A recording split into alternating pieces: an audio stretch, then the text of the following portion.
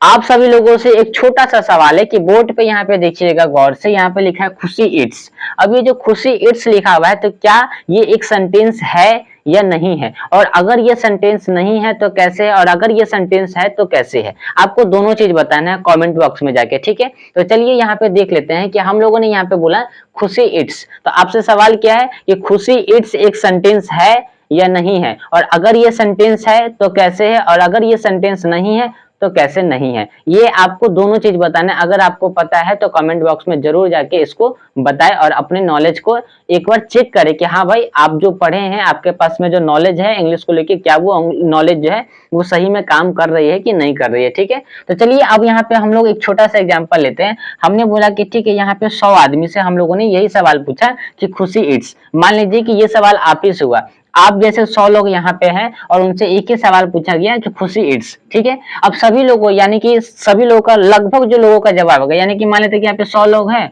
और 100 में से लगभग 95 लोगों का जवाब यहाँ पे क्या आएगा कि खुशी इट्स क्या है, एक सेंटेंस है, यानी कि खुशी खाती है। इसकी हिंदी क्या होगी, खुशी खाती है। तो खुशी खाती है ये एक सेंटेंस है, लेकिन ये 95 लोगों का सवाल, ये मतलब एक ही आंसर है कि खुशी खाती है, तो ये एक सेंटेंस है। लेकिन हम बोलेंगे कि नहीं, ये एक सेंटेंस नहीं है। आप लोगों ने क्या बोला कि ये सेंटेंस है, लेकिन हमने क्या बोला कि ये सेंटेंस नहीं है। तो अब आपका सवाल फिर से यही आएगा जो सवाल हमने आपसे किया, अब वही सवाल आप हमसे करिएगा कि सर अगर ये सेंटेंस है तो कैसे है, और अगर ये सेंटेंस नहीं है तो कैसे है। दोनों चीज को प्रूफ करके बताइए। आप लोग कमेंट बॉक्स में प्रूफ करके बताइए, मैं वीडियो में प्रूफ करके बताता हूँ, ठीक है। तो ये सेंटेंस नहीं है तो कैसे है, ठीक है। तो चलिए हमने क्या किया कि चलिए भाई इसको मिटाते हैं, और अब सबसे पहले हम इसके बेसिक फंडामेंटल पे काम करके देखते हैं कि हाँ भाई ये सेंटेंस कैसे नहीं है, और उसके बाद प्रूफ करेंगे कि अगर ये सेंटेंस नहीं है तो ये क्या है। सबसे पहले क्या करेंगे कि ये सेंटेंस नहीं है तो पहले प्रूफ करेंगे कि ये सेंटेंस कैसे नहीं है, और उसके बाद हम ये जानेंगे कि अगर ये सेंटेंस नहीं है तो ये क्या है। दोनों चीज को हम लोग क्लियर करेंगे। तो चलिए सबसे पहले इसके बेसिक फंडामेंटल को लिखते हैं। तो हमने बोला कि ये सेंटेंस नहीं है, तो हमने यहाँ पे क्या लिखा, सेंटेंस लिखा, ठीक है। हमने यहाँ पे क्या लिखा, सेंटेंस लिखा, और यहाँ पे एक एरो दिया और बोला कि अब सबसे पहले हम लोग यहाँ पे ये देखते हैं कि भाई ये सेंटेंस होता क्या है, इसको भूल जाइए। सेंटेंस होने के लिए क्या क्या चीजों की जरूरत पड़ती है सबसे पहले ये जानते हैं, तब जाके हमको ये पता चलेगा कि ये सेंटेंस क्यों नहीं है। तो सेंटेंस को एक यानी कि एक सेंटेंस होने के लिए सबसे पहले एक सब्जेक्ट की जरूरत पड़ती है, सेंटेंस होने के लिए उसके बाद एक वर्ब की जरूरत पड़ती है, और उसके बाद ऑब्जेक्ट या कॉम्प्लीमेंट, दोनों में से किसी एक इंसान की जरूरत पड़ती है। या तो ऑब्जेक्ट की जरूरत पड़ती है या तो कॉम्प्लीमेंट की जरूरत पड़ती है। यानी कि कहने का सेंस क्या है कि एक सेंटेंस को पूरा करने के लिए एक सब्जेक्ट की जरूरत पड़ती है, एक वर्ब की जरूरत पड़ती है, और या तो उसमें एक ऑब्जेक्ट होना चाहिए या तो उसमें एक कॉम्प्लीमेंट, यानी कि दोनों में से कोई एक होना चाहिए।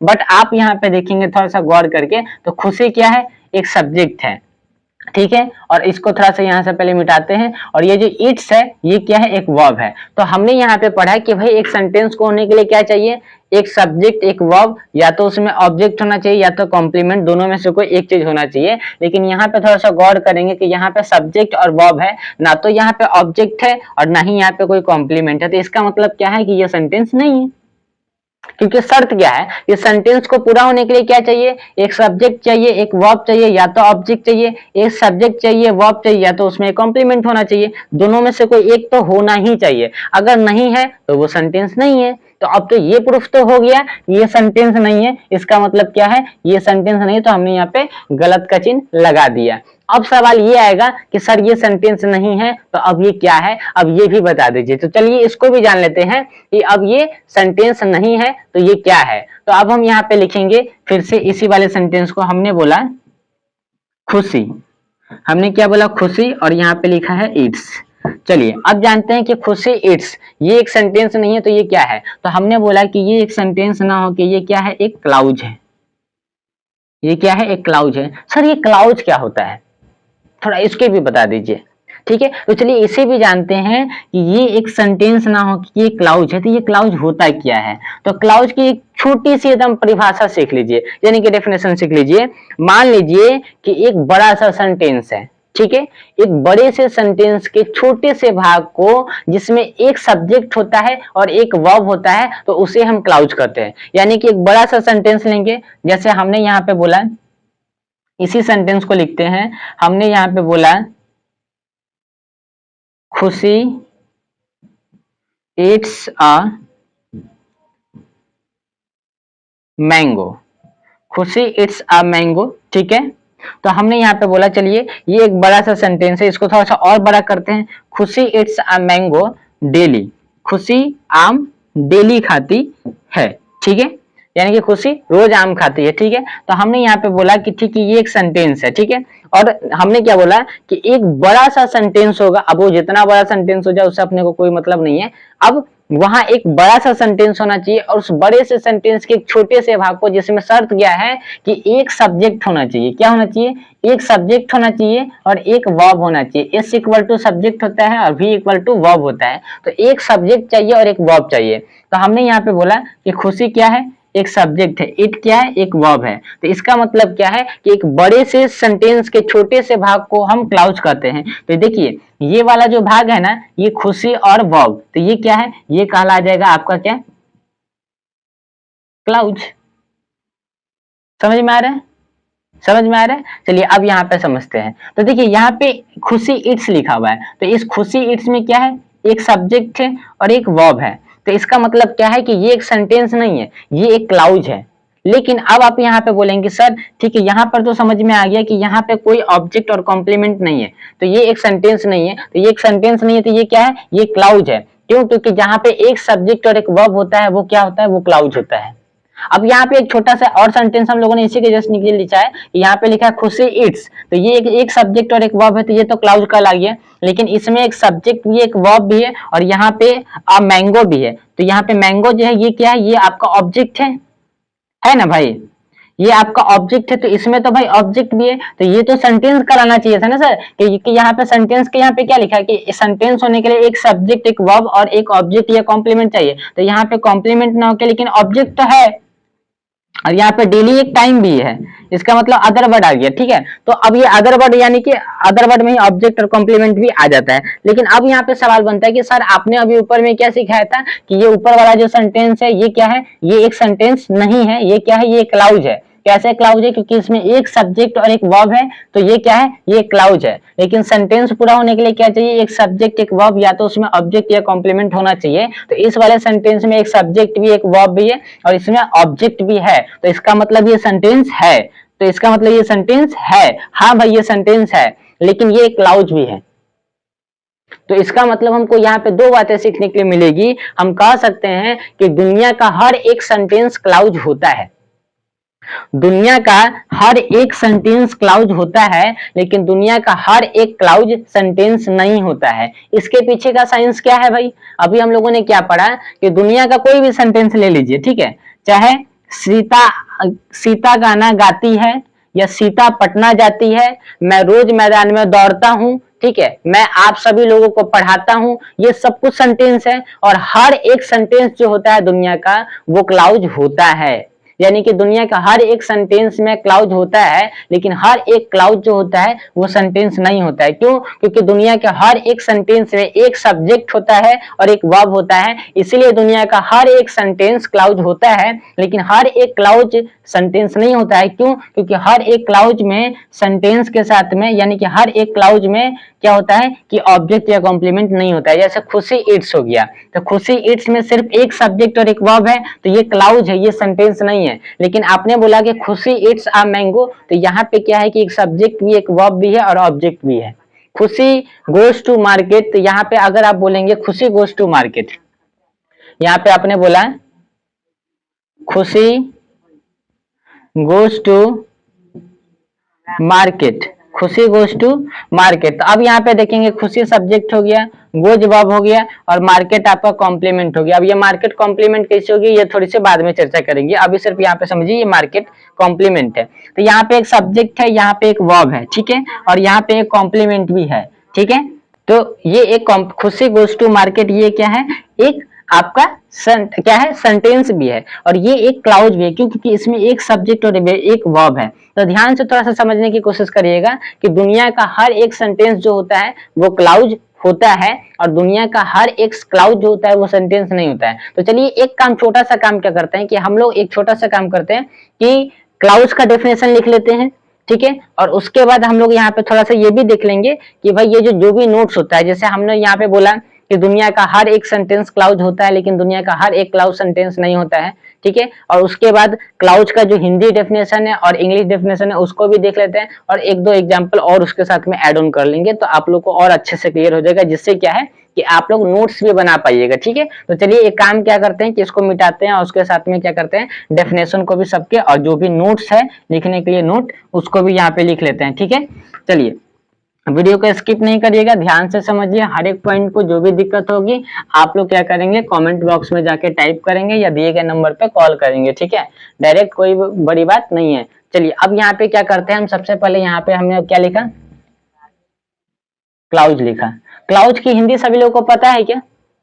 क्लाउज की हिंदी क्या होती है? क्लाउज की हिंदी होती है उपवाक्य, ठीक है। क्लाउज की हिंदी क्या होती है? उपवाक्य, ठीक। चलिए अब हमने यहाँ पे क्या बोला कि ठीक है, इसकी इंग्लिश वाली सबसे पहले हम क्या करते हैं, डेफिनेशन को लिख लेते हैं, ठीक है। अब यहाँ पे हमने यहाँ पे लिखा, बोला कि clause is a part of longer sentence. Clause is a part of longer sentence, ठीक है। Clause is a part of longer sentence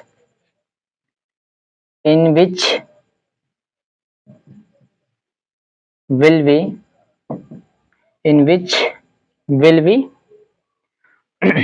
one subject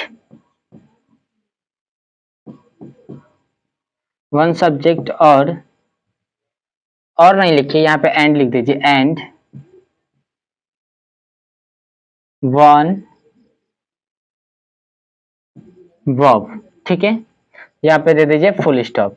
हमने बोला कि clause is a part of longer sentence in which will be one subject and one verb, यानी कि clause एक लंबे से सेंटेंस का छोटा सा भाग होता है जिसमें एक सब्जेक्ट और एक वर्ब होता है, तो उसे हम क्या कहते हैं, क्लाउज कहते हैं। चलिए इसके हिंदी डेफिनेशन को भी लिख लेते हैं, ठीक है। हमने यहाँ पे लिख दिया क्लाउज, ठीक है। अब यहाँ पे लिखिए, क्लाउज एक लंबे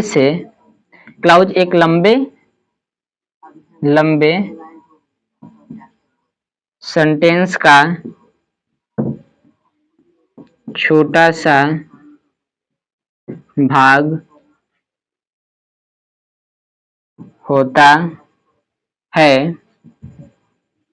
सा भाग होता है जिसमें एक सब्जेक्ट और एक वर्ब होता है। क्लाउज एक लंबे से सेंटेंस का छोटा सा भाग होता है जिसमें एक सब्जेक्ट और एक वर्ब होता है। जैसे आपने यहाँ पे बोला कि राम, आपने यहाँ पे क्या बोला, सॉरी, RAM, राम, चलिए इट्स को हटाइए, राम गोज लिखा, तो राम जाता है, तो ये राम जाता है, तो इसमें एक सब्जेक्ट है और एक क्या है, वर्ब है, तो ये क्या हो गया, ये एक सेंटेंस ना होकर ये क्या हो गया, ये क्लाउज हो गया। क्यों? क्योंकि क्लाउज क्या होता है, जिसमें एक सब्जेक्ट और एक वर्ब होता है। अब सेंटेंस बड़ा हो या सेंटेंस छोटा हो, या सेंटेंस में एक सब्जेक्ट या एक वर्ब हो, फिर भी वो क्लाउज है। और यह सेंटेंस आपने यहाँ पे बोल दिया कि Ram goes to Patna, Ram goes to Patna, तो अब यहाँ पे ये राम गोज टू पटना में क्या है कि राम सब्जेक्ट है, गोज वर्ब है और पटना कॉम्प्लीमेंट है, ठीक है। लेकिन अब यहाँ पे ध्यान देने वाली बात है कि भाई ये सेंटेंस है, क्योंकि सेंटेंस होने के लिए क्या चाहिए था, सेंटेंस होने के लिए एक सब्जेक्ट, एक वर्ब और एक ऑब्जेक्ट या कॉम्प्लीमेंट में से कोई एक चीज चाहिए, तो यहाँ पे कॉम्प्लीमेंट है। राम गोज टू पटना, पटना एक कॉम्प्लीमेंट है, पटना कॉम्प्लीमेंट कैसे, ये बाद में सीखेंगे, पहले यहाँ पे सीखिए कि भाई ये सेंटेंस कैसे हुआ और ये क्लाउज कैसे हुआ। तो हम लोगों ने यहाँ पे देखा कि क्लाउज एक बड़े से सेंटेंस का छोटा सा भाग होता है जिसमें एक सब्जेक्ट और एक वर्ब होता है। क्लाउज एक लंबे से सेंटेंस का छोटा सा भाग होता है जिसमें एक सब्जेक्ट और एक वर्ब होता है तो उसे हम क्लाउज कहते हैं। तो देखिए एक लंबा सा सेंटेंस है जिसमें एक सब्जेक्ट भी एक वर्ब भी है, ठीक है। तो ये क्या हो गया, ये क्लाउज हो गया, और यहाँ पे ये ऑब्जेक्ट है तो ये क्या हो गया, सेंटेंस हो गया। तो इसका मतलब हम लोगों ने ये सीखा कि दुनिया का हर एक सेंटेंस जो होता है वो क्लाउज होता है, क्योंकि दुनिया का हर एक सेंटेंस में एक सब्जेक्ट होता ही होता है और एक वर्ब होता ही होता है, इसीलिए दुनिया का हर एक सेंटेंस क्लाउज होता है। लेकिन दुनिया का हर एक क्लाउज सेंटेंस नहीं होता है। जैसे यहाँ पे लिखा है राम गोज, तो राम जाता है, तो इसमें सिर्फ एक सब्जेक्ट और एक वर्ब है, इसीलिए ये सिर्फ एक क्लाउज है, इसमें ना ही ऑब्जेक्ट है ना ही कॉम्प्लीमेंट है, इसलिए सिर्फ क्या है, ये सिर्फ एक क्लाउज है। तो इससे ये साबित होता है कि दुनिया का हर एक क्लाउज सेंटेंस नहीं होता है, लेकिन दुनिया का हर एक सेंटेंस क्लाउज होता है, क्योंकि दुनिया के हर एक सेंटेंस में एक सब्जेक्ट और एक वर्ब होता है, और दुनिया के हर एक क्लाउज में सिर्फ एक सब्जेक्ट और एक वर्ब होता है, इसलिए दुनिया का हर एक क्लाउज सिर्फ क्लाउज ही होता है, और दुनिया का हर एक सेंटेंस क्लाउज होने के साथ साथ में सेंटेंस भी होता है, क्योंकि दुनिया के हर एक सेंटेंस में एक सब्जेक्ट और एक वर्ब होता है। ठीक है, यहाँ तक आपको बात समझ में आ गई होगी। ठीक है, तो अब हम यहाँ पे लिख लेते हैं एक और छोटा सा नोट लिख लेते हैं। ठीक है, NOTE नोट लिख लीजिए, और यहाँ पे लिखिए कि दुनिया का हर एक सेंटेंस, दुनिया का हर एक सेंटेंस क्लाउज होता है, क्योंकि हर एक सेंटेंस में, क्योंकि हर एक सेंटेंस में एक सब्जेक्ट और एक वर्ब होता ही होता है, इसलिए दुनिया का हर एक सेंटेंस क्लाउज होता है, लेकिन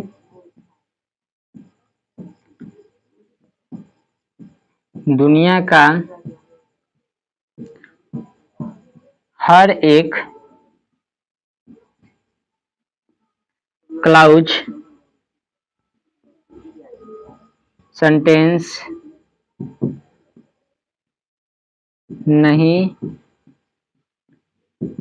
होता है, क्योंकि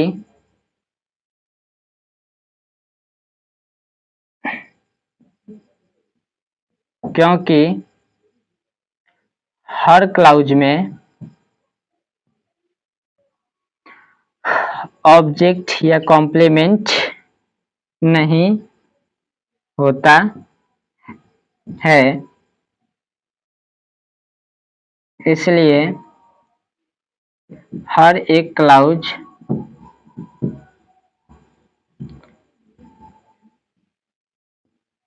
सेंटेंस नहीं होता है। ठीक है, हमने यहाँ पे लिखा कि दुनिया का हर एक सेंटेंस क्लाउज होता है, क्योंकि हर एक क्लाउज या क्योंकि हर एक सेंटेंस में एक सब्जेक्ट और एक वर्ब होता है, इसलिए दुनिया का हर एक सेंटेंस क्लाउज होता है। लेकिन दुनिया का हर एक क्लाउज सेंटेंस नहीं होता है, क्योंकि हर क्लाउज में एक ऑब्जेक्ट और एक कॉम्प्लीमेंट नहीं होता है, इसलिए हर एक क्लाउज सेंटेंस नहीं होता है। तो आप लोगों को मैं यहाँ पे ये बता देना चाहता हूँ कि यहाँ तक तो आपको बात समझ में आ गई होगी। ठीक है, अब क्या करते हैं, इस वीडियो को यहीं पे एंड करेंगे, और फिर से इसके बाद जैसे आज हम लोगों ने क्लाउज को पढ़ा था, अब यहाँ पे हम लोग इसके बाद वाले वीडियो में देखेंगे कि क्लाउज कितने प्रकार के होते हैं। अभी सिर्फ हम लोगों ने ये जाना कि क्लाउज को पहचानते कैसे हैं, क्लाउज होता क्या है। ठीक है, अब इसकी अगली वीडियो जो हम लोग लेके आएंगे उसमें ये जानेंगे कि क्लाउज कितने प्रकार के होते हैं, ठीक है। प्रिंसिपल क्लाउज क्या होता है, सबऑर्डिनेट क्लाउज क्या होता है, कोऑर्डिनेट क्लाउज क्या होता है, डिपेंडेंट क्लाउज क्या होता है, और उसके बाद क्लाउज के आधार पर सेंटेंसेस जो होते हैं वो कितने प्रकार के सेंटेंसेस होते हैं, ठीक है। तो ये सब चीज हम लोग जानेंगे। सिंपल सेंटेंस क्या होता है, कंपाउंड सेंटेंस क्या होता है, कॉम्प्लेक्स सेंटेंस क्या होता है, मिक्स सेंटेंस क्या होता है, और कैसे इन सभी का काम जो है वो राइटिंग स्किल में काम आता है, स्पोकन में काम आता है। जब भी आपको एग्जाम देने जाएंगे तो वहां पे आप चाहे एसएससी की तैयारी कर रहे हैं, सीजीएल या सीएचएसएल की तैयारी कर रहे हैं, या आप अंग्रेजी के किसी भी फील्ड में, ये सब चीज काम आता ही आता है, जिससे आपका बेस मजबूत होता है। तो चलिए मिलते हैं नेक्स्ट वीडियो में। जैसी वीडियो आपको लगी है उस तरीके से आप कमेंट अच्छे करें, और अपने जितने भी आपके जान पहचान के लोग हैं उनके साथ में ये वीडियो को शेयर करें। अगर वीडियो को पहली बार देख रहे हैं तो वीडियो को लाइक करें, चैनल को सब्सक्राइब करें।